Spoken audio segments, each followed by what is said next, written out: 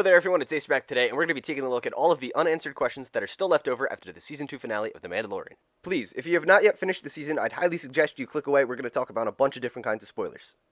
Okay, so in this episode, it's revealed that by all accounts, Din is technically the rightful ruler of Mandalore as he has bested Moff Gideon in combat to obtain the Darksaber, and we see that Bo-Katan refuses to accept it from him even though he is yielding it to her. Now this is interesting for a couple of reasons, primarily because she had already accepted it from Sabine when she yielded it to her in Star Wars Rebels, and I think this may have just been an exception because by all accounts, Sabine never defeated Maul to obtain that in the first place. But the larger question is she actually going to fight Din Djarin for that throne of Mandalore and for the blade, the Darksaber? I don't know. I don't think this is going to happen, and hopefully that they explore this a little bit more, explaining why she was able to accept it from Sabine, but not from Din Djarin, even though he's yielding. So that is one of the questions, but I don't think it's a plot hole. I think we just have to wait to find out what they, say about it.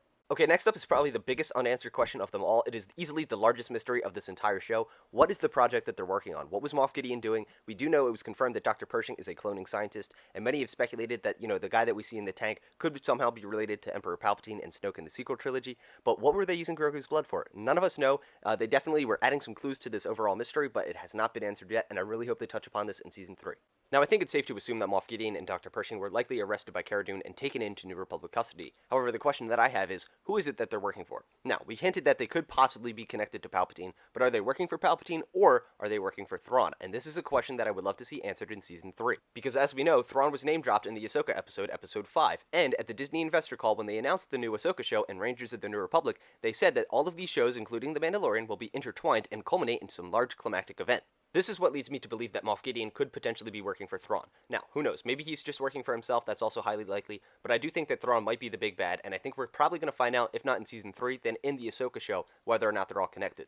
Okay, now it's time to get emotional. Are Din Djarin and Grogu ever going to see each other again? I think the safe answer is most definitely yes. Din promises to Grogu, I promise I'll see you again, right? But the larger question is, if Grogu stays at Luke's Jedi Academy, is he slaughtered like he was nearly slaughtered in the Jedi Purge by Anakin?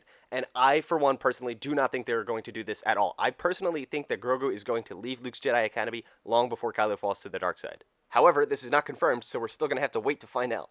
Okay, so the next question doesn't really have so much to do with the lore of The Mandalorian, but whether or not the Book of Boba Fett is going to be The Mandalorian Season 3. Now, if you don't know, there's apparently some rumors that, there might be some drama behind the scenes of The Mandalorian involving Pedro Pascal. Now, I don't know how true this is, so I'm going to wait to talk about it until it's confirmed. However, I will say that the source that is reporting this, I find to be fairly reliable and credible.